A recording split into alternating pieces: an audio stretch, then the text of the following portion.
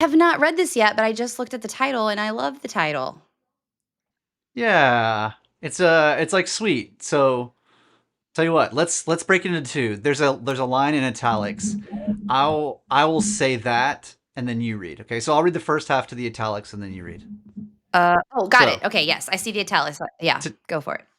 today's is called "Friendship is a Story." How did we meet? What were we doing when we shifted from acquainted to friends? Who else is in our circle?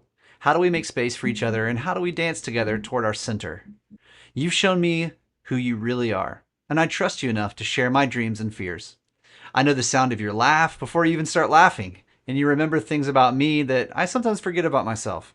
There are inside jokes between us that no one else would understand. I remember you standing up for me, and I hope I've done the same for you. Can you count on me the way I count on you? I'd miss you if you were gone.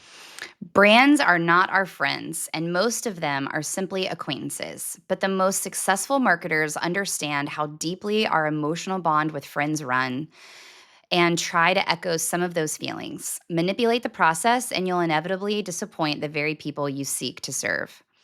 With their relentless push to humanize, brands have blurred the lines of connection and culture, but they've also reminded us that the stories we tell ourselves about our most important people are priceless and irreplaceable.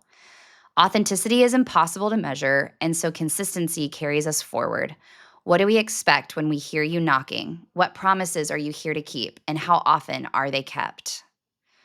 Whoa. Yeah, really good. Brands are not our friends, but the most successful marketers understand how deeply the emotional bond runs. And we try to. So this is, especially in, so like I work for a ministry currently, and especially in purpose and faith based um, organizations, I feel like I've found myself saying, I believe that we were designed in a certain way to respond to a creator, to a kingdom, and sales and marketing psychology has hijacked that and has used it for profit. And it is our job to be savvy, quote unquote, marketers and advertisers in our mission to take it back and redeem back the design that we were intended for. And so I think this is touching on a little bit of that mini sermon that I found myself giving over time. Um, but yeah, the shadow side, if you will, is manipulating that for profit. So, like I just said, the sort of like the demonizing of culture, sales, and marketing, manipulating our design for profit. When you do that in a way that isn't creating value for people, like actual, like the person is great. What am I saying? The person is grateful for interacting with your brand and feeling the value. When they know they're being manipulated, then it's like polar opposites, and it's like they can't. It's like boom, just bounces right off. You disappoint the people that you seek to serve. So I love this. Humanizing the brand is something I've given a talk before. There's a book called The Human Brand, which talks about uh, competency and warmth being what you aim for. Like I love this topic around branding. Yeah, that's awesome, Daniel. Yeah. What you're speaking of from a ministry perspective is there's a group called Praxis out of New York. And then here in Houston, kind of the local version of that is called TrueWorks Houston. And this weekend, we had a gathering where they taught the redemptive operating system, which is most of us Yeah. are, we're in a capitalistic society, it's exploitation. How do we maximize everything? People, resources, money, profit. And in a redemptive mindset, it's actually what are we sacrificing? And that was really convicting for me.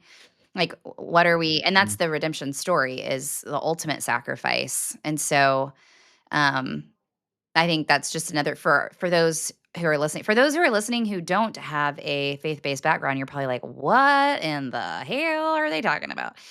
And that's okay. For those of you who do, that's the challenge is, and I think what Seth is saying here, it's like you know, what are you sacrificing in order well, I think it's both ways. It's like, what are you sacrificing in order to try to maximize your profit in the sense of it's like, brand quality or excellence or long-term value for short-term gain? And then, like, meta and philosophically, what are you personally sacrificing in order to further the dignity of humanity and stewarding the resources that you have, whether it's your business, your nonprofit, your team, et cetera. Um, and so, yeah, you're challenged to think about human connection in a time where people are craving it more than ever, and it's harder than ever given. Um, well, you know what's sorry, I'm gonna keep my brain. Go for it.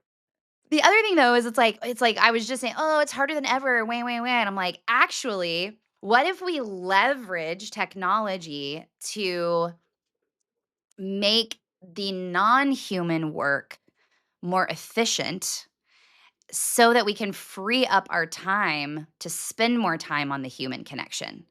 And maybe the businesses that figure that out, like finance and accounting and, operational stuff and like, the tasks that have to get done. Maybe I guess I'll personally look forward to a day where that will all be automated so that we can spend time really figuring out how do we serve the person on the other side of the transaction or the other side of the screen or the other side of the table. I love this. I found myself sitting across from a representative of a major foundation for nonprofits in the U.S. well and abroad, and I was talking about he was asking me like, well, what do you think about AI, some of this stuff, and I think my answer was a little bit of a curveball for him because I said something very similar. Um, I think that AI to eliminate. So in this case, I was using the example of a nonprofit that sort of has like a caseworker style service, and I was like, imagine. And I used a guy's name who's like an inspiring, like in the community. If people can just talk to this guy for 30 minutes, their life could change. But let's call him John. Let's say John spends 30 minutes and like that interaction could create like ripples in the community with one-to-one conversation. It is in our best interest for our entire community to have John have as many 30-minute conversations one-on-one with people in the community, not doing 30 minutes of now documenting and paperwork and all the things that are hung up in the follow-up. So 45 minutes to an hour of follow-up tasks from that 30-minute conversation. It's like, how do we automate that? How do we like have AI clear that so that he can like, all the caveats aside, record that conversation, have the custom GPT or the agents do all that paperwork for him, and maybe he can just like skim it and hit yes, and now he's moved on to his next conversation where the power of the one-to-one human-to-human connection can happen in the community, and we just keep rippling out for change and for betterment. Precisely what you're That's saying. I awesome. love that. So cool. Oh, well, that was a fun one today. And also, I was having a conversation with two friends last night. We're reading The Gift of Imperfection together by Brene Brown. And I brought up yesterday's Seth Godin conversation and that fifth question around, do you want to be friends with the person on the other side of this? And, or sorry, that was 2 days ago. My bad. Um, and yeah, that was just so thought provoking. And it's reminding me of today because of that friend word of like, yeah, so I guess it's like, would you wanna be friends with the brand that you're creating? And that Yes. is been something that's been sticking with me ever since Tuesday when we talked about that. Oh, I love it. That's awesome. All right, well, I gotta go to a call, So so cool. Yeah. all right, Great. well, Let us know what you think at yeah, sethsayswhat.com yes. and comment, And we need to whatever. get, like we don't have any swag or anything to give you, Dale, but maybe we should because Dale Dorman wins the award for the most comments. He Crushing it. posted yesterday about I don't know if you saw it, but your measure, quote, he wrote it down for you, so you have to go check it out. Oh, Yeah. cool. I'll check it out, Dale. Thanks, man. Bye, Daniel. Bye, Holly. Have a good day.